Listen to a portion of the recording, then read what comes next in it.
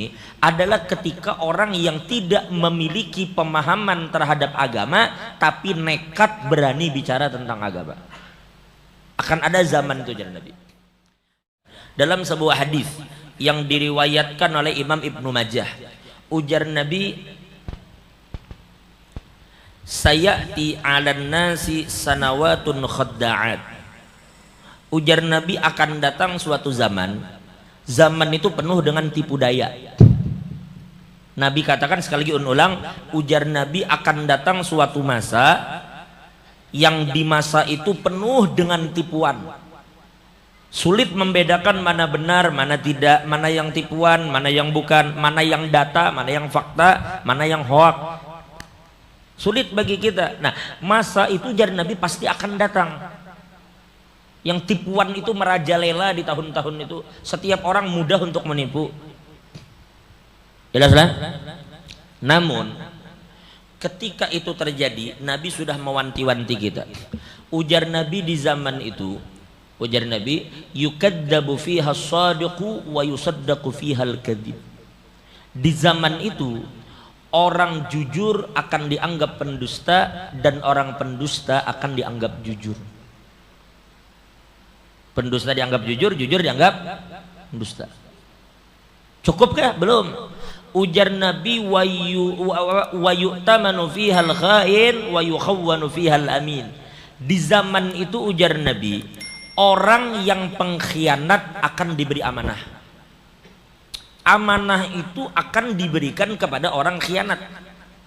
Dan orang yang amanah akan dicap sebagai pengkhianat. Jadi boleh kita katakan yang pengkhianat dianggap amanah, yang amanah dianggap pengkhianat. Ini yang terjadi di zaman itu. Dan semua itu diperburuk, ujar Nabi, wayantiku fihar ruwaibidah. Di saat itu akan mulai banyak orang-orang ruwaibidah yang berbicara perkara-perkara yang bukan ranah mereka. Akan ada kelompok ruwaibidah. Lalu sahabat bertanya, wamar ruwaibidah? Apa itu ruwaibidah ya Rasulullah? Dijawab oleh Nabi, at-tafihul ladzi yatakallamu fi amril 'ammah, yaitu orang bodoh yang berbicara urusan orang banyak. Dalam satu riwayat, dalam satu tafsiran, ulama mengatakan yang dimaksud di sini adalah ketika orang yang tidak memiliki pemahaman terhadap agama tapi nekat berani bicara tentang agama. Akan ada zaman itu jadi Nabi. Di TV-TV maaf, kenapa jadi ribut? Karena orang-orang yang kadang memiliki kompetensi dalam agama bicara masalah agama ini sulit jadinya. Dan ini merasa yakin dengan apa yang dia sampaikan, merasa yakin dengan apa yang dia utarakan.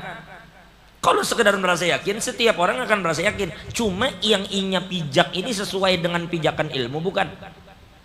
Kalau hanya sekedar bicara, siapa yang kada bisa?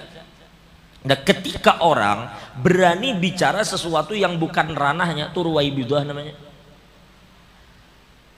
Ya kada mengerti hukum bicara hukum. Ada loh orang kayak itu kira-kira. Gawian tuh pakai sahan aja. Dipandiri seni masuk, budaya masuk, politik masuk, makrifat ayo. Pokoknya kisah apa aja sini nyambung terus. Paham kada paham urusan kena, yang penting pakai sahan dulu. Nah, orang ini namanya ruwaibidah.